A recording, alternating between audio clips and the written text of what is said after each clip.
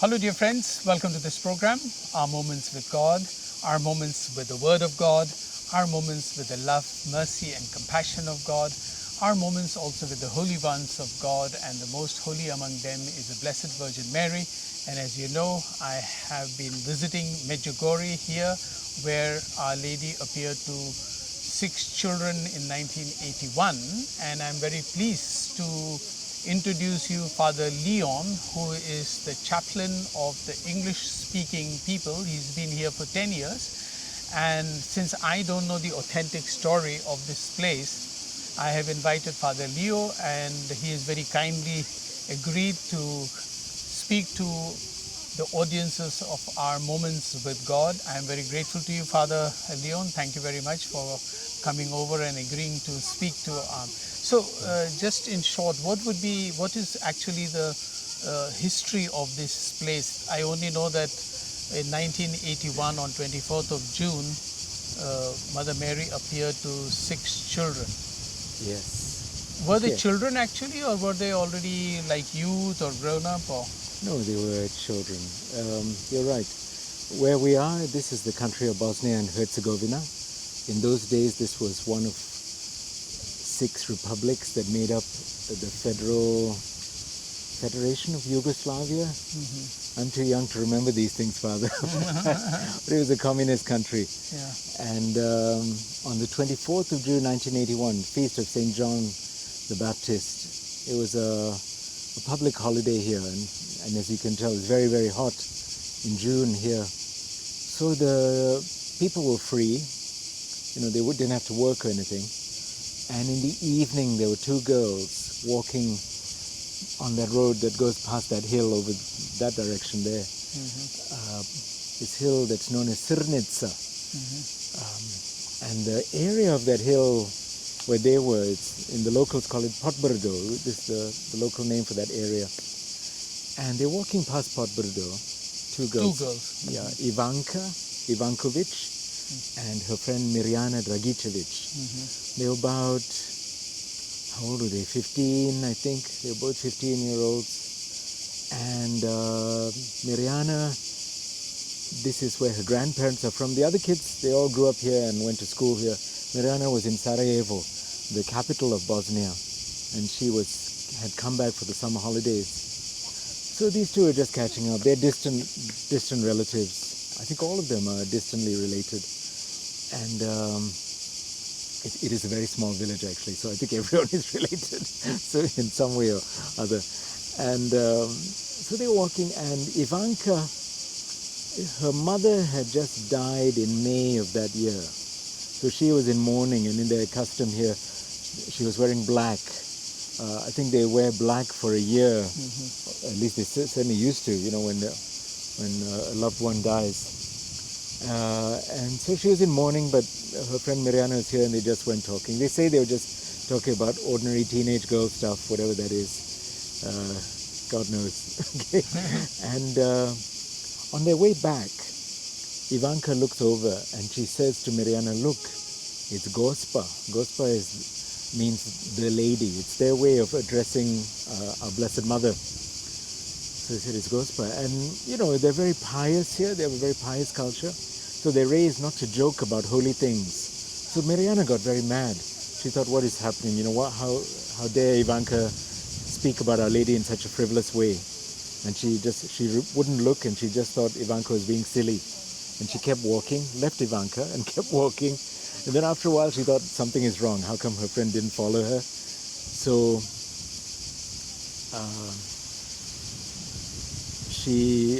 there was another friend of theirs, Vitska, also similar age, Vitska Ivankovic, also their cousin, I think, and she came along. So Mirjana persuaded her, come with me and let's see what Ivanka is up to, because they saw her like frozen solid staring at this hill. So they're frightened, and they went and they saw a figure in sort of grey. They're very vague with the first description. It was a young lady wearing a white veil, and she was holding a baby in her left arm, and with the other arm she was sort of uncovering and covering, and then beckoning them to come come up the hill. But they just stood rooted to that spot. Vitska was frightened. She ran off, left her slippers behind, and then she encountered two boys, both called Ivan Dragicevic, who was about that age, 14, 15, and Ivan Ivankovic, an older lad. He was about 19 or 20. And they came along and they saw something. The younger Ivan, he was holding apples inside his t-shirt. He had been plucking them, and he dropped all his apples and ran. But he also saw. Yeah, went home, locked the door, and didn't speak to anyone. That whole night he wouldn't come out. He was petrified, and just stayed there. The other Ivan saw, but after a while he left because he was a grown-up. He was over 18, and in those days the communists were ruling this place.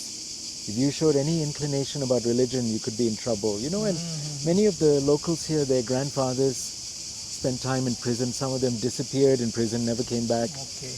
Just for the crime of owning a Bible, for example, or teaching their children to pray. This is the great danger here in those days. Yeah.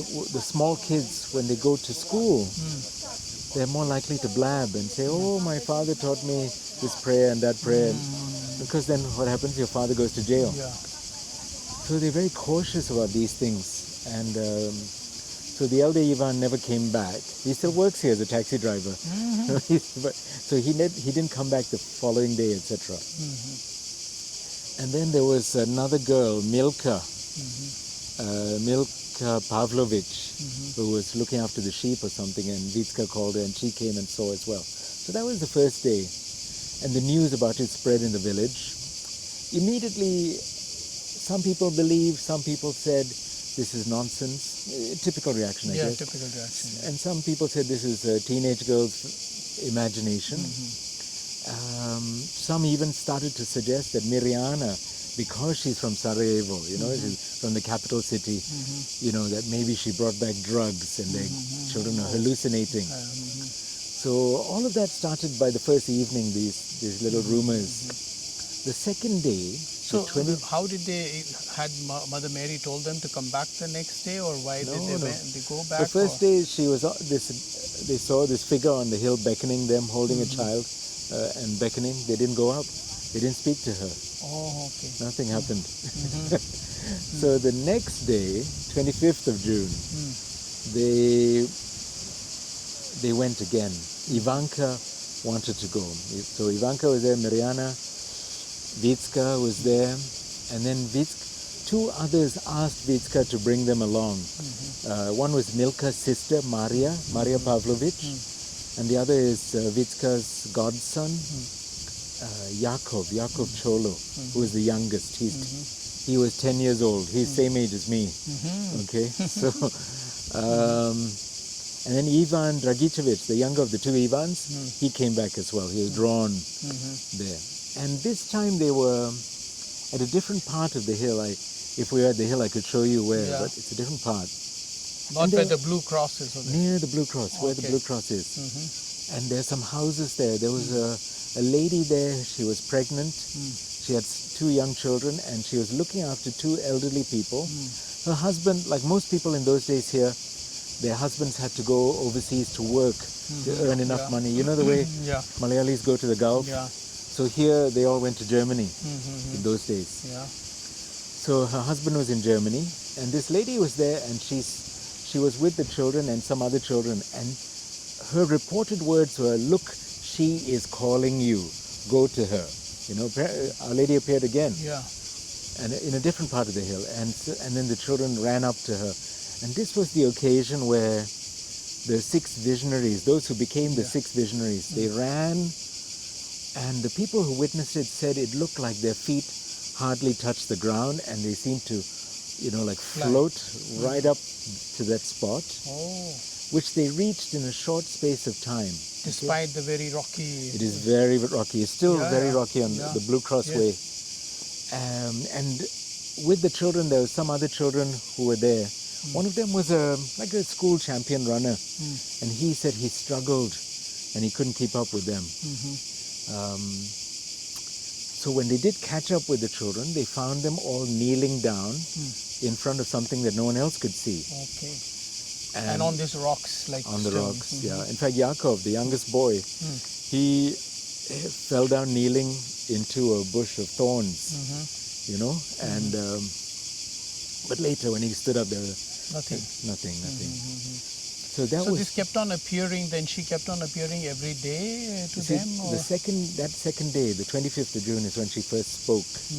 And they asked her, "Who are you?" And she said, "I am the Blessed Virgin Mary." And he said, "Why have you come here?" And she said, "There are many people here with a strong faith. That is why I've come." And then she said other things like, "I've come to tell the world that God exists and to call you on the way of conversion." You know. And then the day after that, the 26th of June, is when she really gave her agenda. Where to Maria the Visionary, Maria Pavlovich, they had an apparition on the hill, but when they're coming down, by then there was a small crowd, and the crowd accidentally separated the children when they're coming down the hill. So Maria came down what's now the Joyful Mystery Way, and while she was coming down, she had another apparition of Our Lady, where Our Lady appeared with a big cross behind her, and Our Lady was in tears, and she said to them, "Peace, peace, peace. Only peace. For this it is necessary that man be reconciled with God and with his fellow man. For this you must pray, go to confession, fast," something like this. That message she said. Okay, that was on the 26th of June, where she lays out, you know, the call to conversion, and also she actually specifies some of the means of conversion that she's promoting actively here. So in the first few days you get all this happening. In the first week there's all kinds of things that happen. You know, initially here the parish priest was and is a Franciscan. This whole region was under the Ottoman Turkish rule from the 1500s to 1870s. So, you know, 300 plus years Muslim rule. The Turks, they did not allow Catholic priests to work here except for the Franciscans. They tolerated the Franciscans. So the only Catholic priests the locals knew were Franciscans. So a lot of parishes here are Franciscan built and Franciscan maintained even now. That's not to say that the Turks didn't kill the Franciscans. They killed many of them in brutal ways as well over that period. Okay. So the Franciscans here, at first I don't think they necessarily believed the children. The parish priest didn't believe them. The associate, the curate, was intrigued, and he interviewed them, I think, from the 26th of June onwards, and made recordings. There are 21 recordings, you know, on cassette tape from the early period that we still have, and we have the transcripts. And that was all in the local language? Yes. And you can see, the children are, you know, this region of the country, Herzegovina, you know, they're a bit more rustic. You know, and even in their speech, it's more rustic. It's very blunt, direct. You know, and you can see that in what they say and how they act and how they are with their priests. In some ways, it's comical to us, you know, but also their forthrightness, and you can see there's no duplicity there. You know. So, but this area, as far as I have read, Bosnia-Herzegovina is also dominated by Muslims. So how come that, of course that time was the communist rule, so probably there was no practicing Muslims either. But by and large, is the population not Muslim here? The Bosnia-Herzegovina is divided into three. Really, there's the Bosniaks, who are mostly Muslim. There are the Croats, who are mostly Catholic. And then there are the Serbs, who are mostly Orthodox. Okay, so there's a tripartite division here. When I first came here myself in 91, when it was still Yugoslavia, the Muslims they reminded me of the Muslims I knew in Singapore and Malaysia when I was a boy. You know, they were not terribly devout, they were not fanatical by any description. The women did not cover up and all that. they were not fussy about the food. Is it completely halal? They just eat. So long as it wasn't pork, they'd eat it. You know, they were. Yeah. And I remember here. But that was not due to communism. That was simply the way they were. The culture, the culture here. Okay. You know, I remember in those days, the best ham sandwich I had was sold to me by a Muslim in Tuzla. You know, and all the Muslims here drank alcohol in those days. They didn't care. It's only after the war here, you know, I think for different reasons which we won't get into, some of the Muslims started to become more radical, I guess. We'd say radical, but they'd say more devout. Okay. So, but in those days, you know, and here people were living cheek by jowl with people of a different religion. They were the same. They're the same race, really. They think of themselves as different. Okay. You know, which for me as an Indian is very funny. You know, because I'm Malayali, growing up in Singapore, and you know, and in Singapore most Indians are Tamil speakers. So I remember as Indians we would look for what we had in common. Right. So I think, oh, this is quaint, you know, like Malayalam and Tamil are a bit like Portuguese and Spanish. Okay. You sort of understand each other, but not quite. Or one way you understand better. I don't know. So in 1991 you came here for the first time. What drew you here? What drew you here to come here? Had you heard of Medjugorje a lot, or was there a kind of an but that's a big story. I should tell you a bit more about the history of Medjugorje first. Okay. So the Franciscans were cautious. Okay. And the parish priest didn't necessarily believe it. And he was a bit worried, and you know, that this would draw the ire of the communist authorities upon the place. The bishop, who was a diocesan bishop at the time, Bishop Žanić, he came here. He was very positive. He talked to the visionaries. He preached in the church just here, right behind, in front of us here. Church, and he said, That's so he preached in the church. See, and the altar there. Okay, he's preached in this church. So this church existed earlier. Oh yes, it was built 1969. Around that time. And he said openly, the children are clearly not lying. Okay. Blah blah blah. You know, and the parish priest was horrified. He thought, you know, as a bishop, you have to stand back and not give an opinion. Surely, you know, you have to be a bit aloof and let the events play out and see what happens. So that was July. Already he did all this. Then in August, the parish priest, his name is Father Jozo Zovko. Jozo is their version of Joseph. He and the bishop were picked up by the local organization known as the UDBA. They are the local KGB, intelligence service. They took them away to Sarajevo for a few hours, came back. When they came back, the bishop changed his story completely, said he didn't believe it. This was from the devil, the Franciscans, blah, blah. He kept coming up with different reasons. Because he was called by the police. There's a coincidence in time. After the so-called excursion to Sarajevo, he changed his story. He changed his mind. The parish priest, by that stage, believed the apparitions. And so he was arrested. The parish priest was arrested. He was arrested and charged with sedition. And he was sentenced to 3 years in prison. Oh, really? Yeah. And of course, there was a big danger in those days that while you're in prison, they will disappear you. You'll never come out. You know? But he didn't change his stand. He didn't. So he went to prison. Father Jozo is still alive. And all kinds of things happened there, which even Father Jozo will not talk about too much. But we have evidence from other people who were in prison at the time with him. You know, because a lot of ordinary people went to prison for climbing the hill, for praying the rosary, etc. You know, and they said there were strange things happening, like the door of the cell would unlock by itself and be open. You know, Father Jozo's cell was always open. You know, and the guards would be furious. Father Jozo himself said he was protected and loved by the Muslims and the Serbian Orthodox there. There were many who loved him and protected him also. Some people had been told to beat him up, and I think he was beaten up on some occasions. He's still alive? Yes. But he doesn't talk about this very much. Anyway, So here, Medjugorje, they lost the parish priest, and the bishop had turned against it, but it continued by God's grace somehow. You know, in the end, you know, to judge an apparition, it's usually delegated to the ordinary, the local bishop.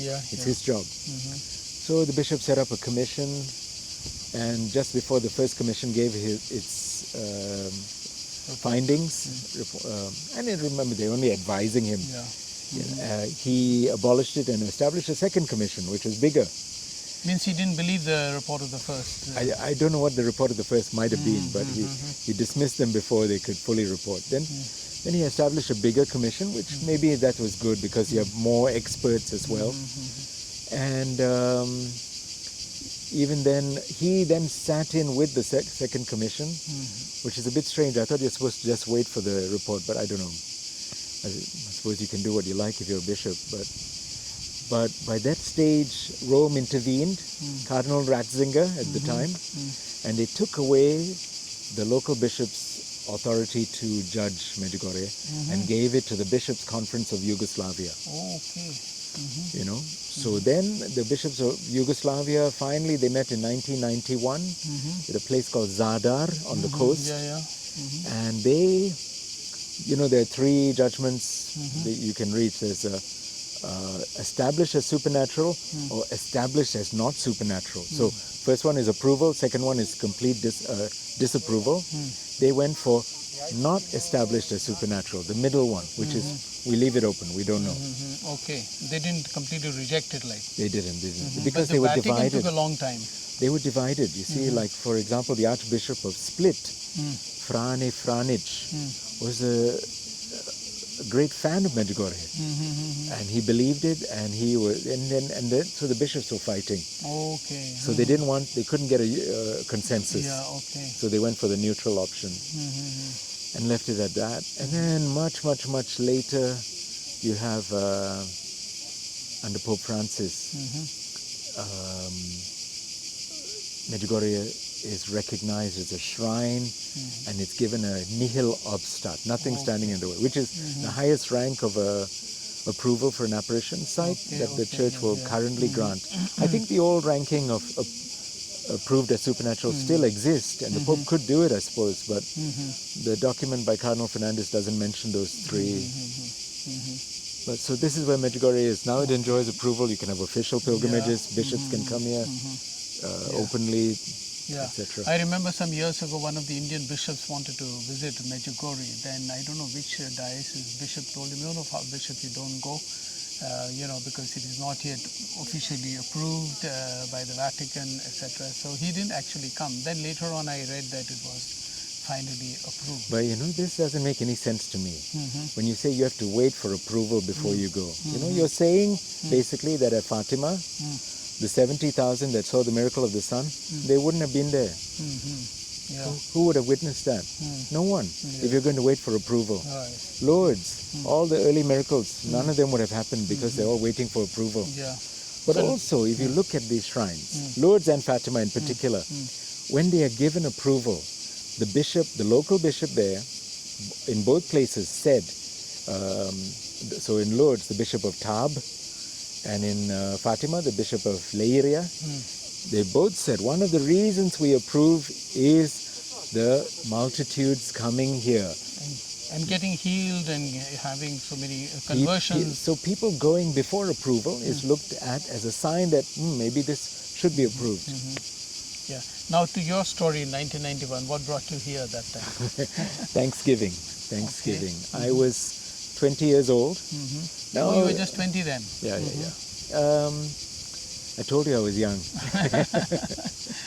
So, let's see, at that time, when I was 17, I lapsed a little bit from the faith. By lapsing, what I meant was I fell in with a group of evangelicals, because we were not taught the faith very, very well, catechism, or just lots of things that you don't understand. That's very interesting what you say, because I often mention on my channel, many of our Catholics just float away to the evangelicals or Pentecostals because they don't know their own faith Absolutely. and what they really believe. Yes, Father. Thanks for mentioning that. I was vulnerable. So when the evangelicals came along like a Pied Piper, I followed, like the rats.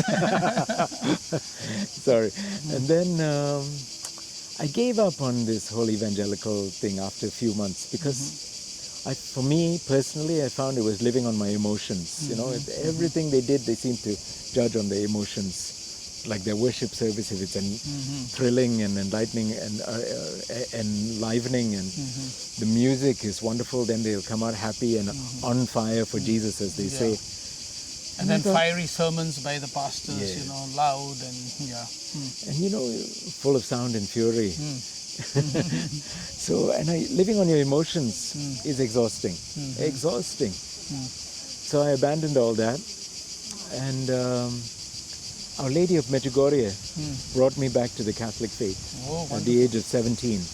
I owe everything to her because she transformed the Archdiocese in Singapore.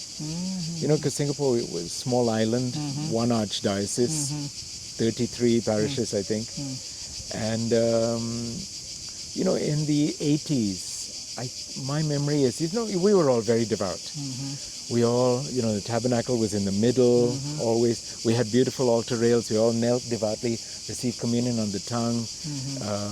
We had all these devotions and all that. And then in the early 80s, the priests made us stand and receive in the hand. And, you know, and Asians, we obey.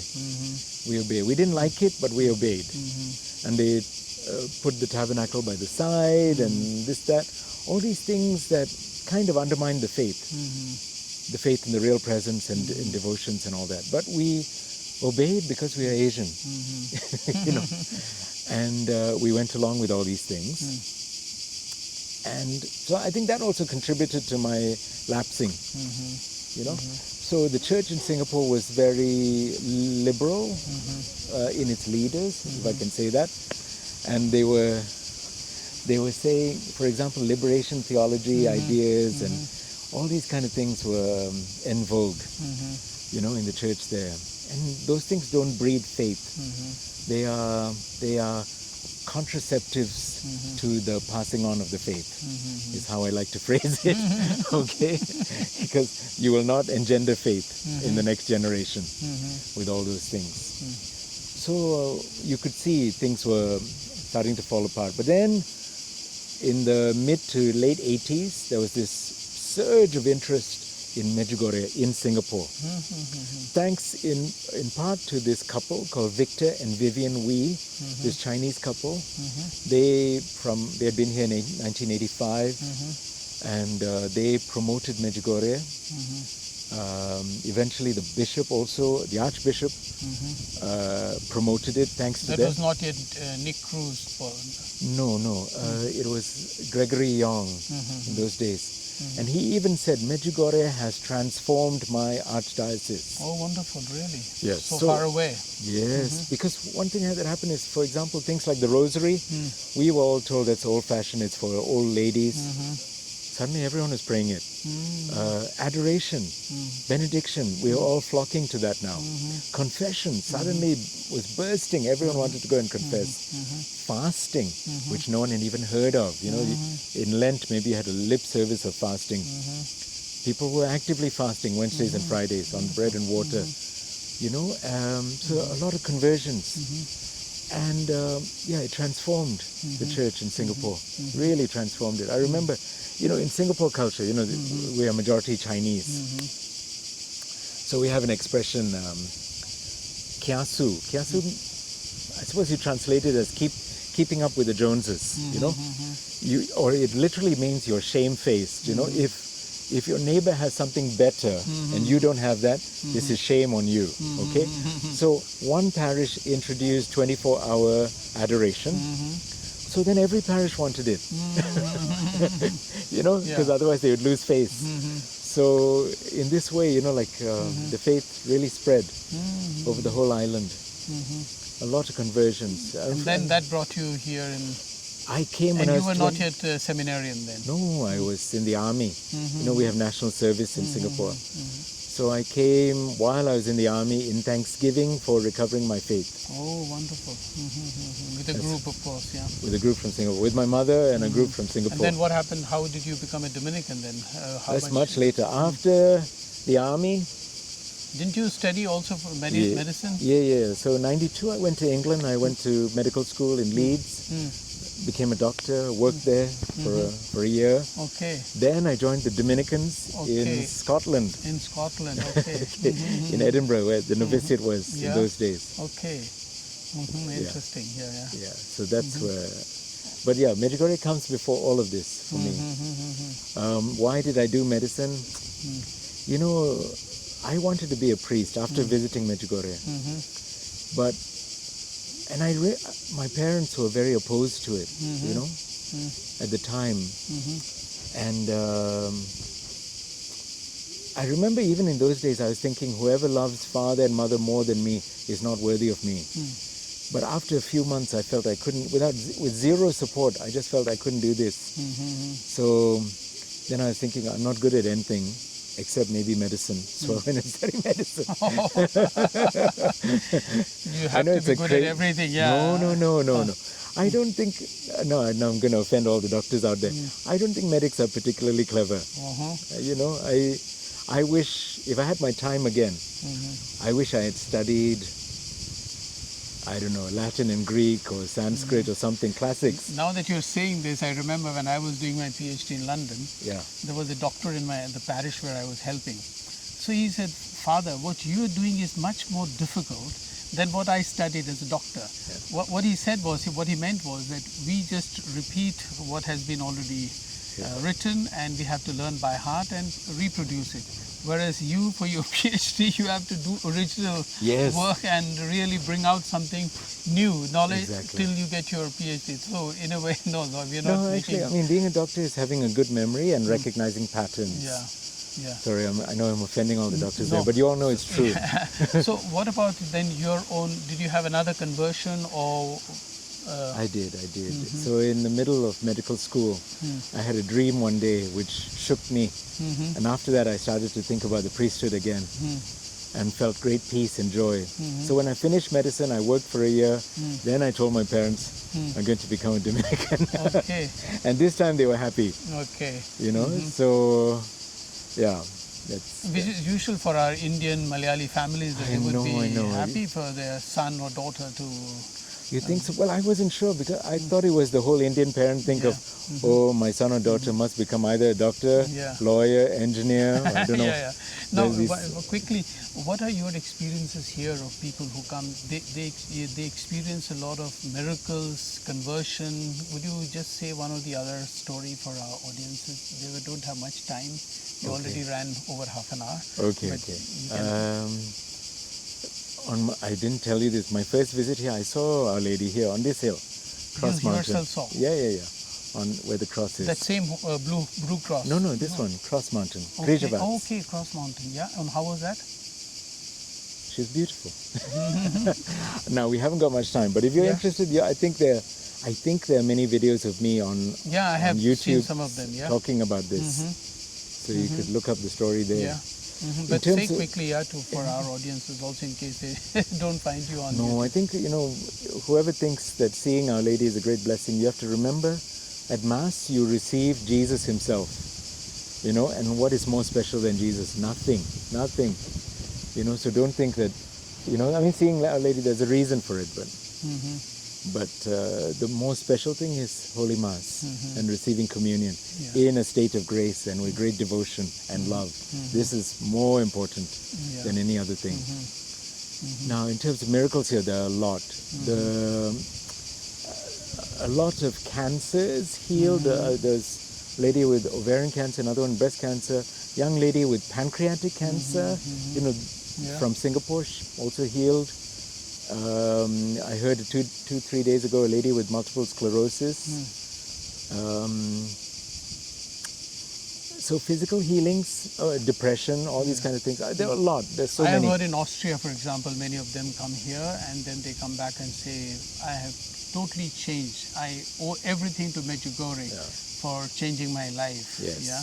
Those are the bigger healings. Yeah. So the physical healings, there are a lot. I always tell them, please give your medical results to the bishop here, the Vatican appointed bishop, so they can corroborate this, that it's not just in your head or whatever, Yeah, the bigger healings are the spiritual and mental healings, so many conversions. Before I came to Medjugorje, if I heard someone say they hadn't been to confession in 20 years, I would have been excited.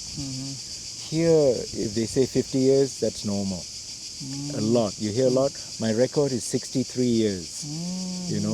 I always tell them, don't leave it another 63 years, till your next confession. But no. So a one lot can of see in conversions. the evening the number of priests sitting here to hear confessions. A lot of people giving up their addictions, alcohol, drugs, gambling, pornography, all, being freed from these addictions. These are the more important miracles of Medjugorje, the healings, the conversions. And now on the 29th of July, there will be this youth festival here. A lot of youth come. 3 years ago, I was here for that youth festival. So Mother Mary has a lot of messages also for the youth, wouldn't you say? Yes, so much so that in the early days, she formed a prayer group for the youth, and she led the prayer group herself. Mother Mary. How interesting. How do you explain that? I don't know. She saw a need, and she fulfilled that need. So I know some of the people who were in that prayer group, and they... Here in Medjugorje. They tell me the stories, like... So August 1981, in the early days, one evening she told them, come back at 10 o'clock at this place called Gumno. Gumno is, in their language, means the threshing ground. It's a flat piece of land, and so they came there at 10 o'clock and they were praying, and then Our Lady appeared to Maria, and through Maria, Maria told everyone else, Our Lady is inviting you to come and touch her if you so wish. So they formed a line, they formed a queue and came up to touch, and the ones who touched, they say they felt there was something there,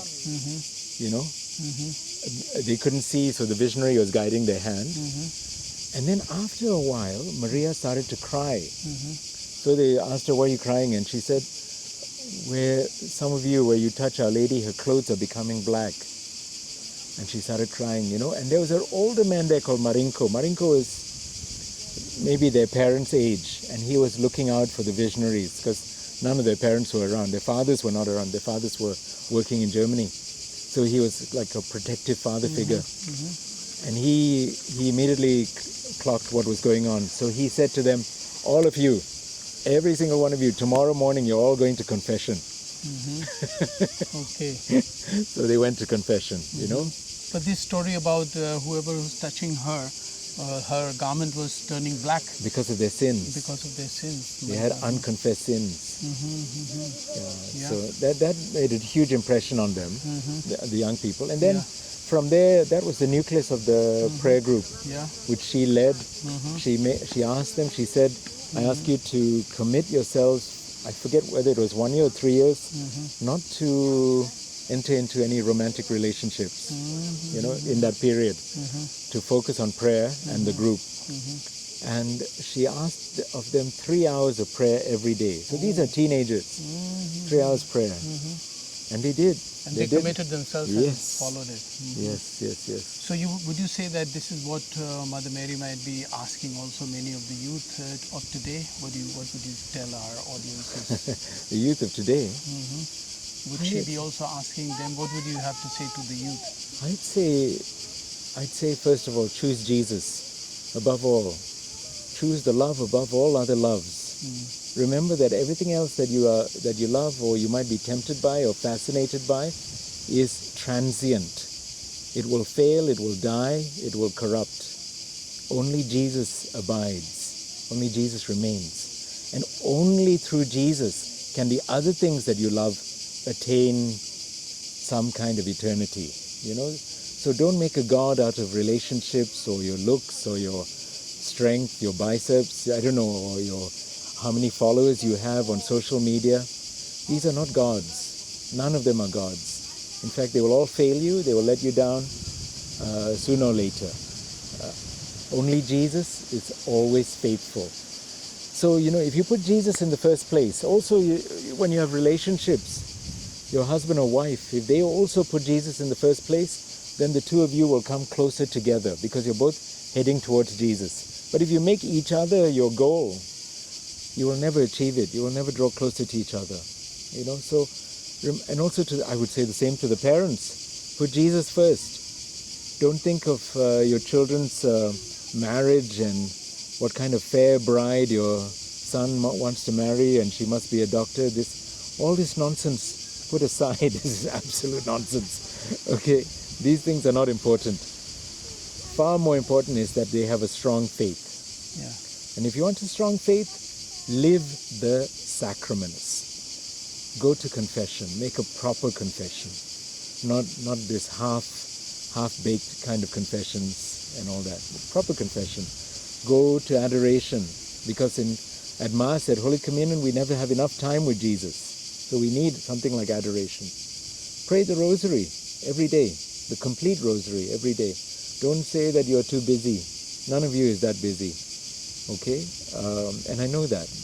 And if you say you're busy, your priorities are wrong. Okay. Great. That's what I would say. Yeah. Thank you very much, Father Leon, for You're this welcome. wonderful interview. You're welcome, And Father. I'm sure a lot of people will be drawn. Among my audiences, sometimes I get not very nasty, but some nasty responses from Protestants who think that we worship Mary, we worship saints and things like that. But I try to explain to them. Okay. But, Well, if there are any Protestants watching, those who are tempted to act as internet trolls, I think first of all, you keep telling us things like we worship Mary. Why do you refuse to actually listen to us about what we actually believe we're doing?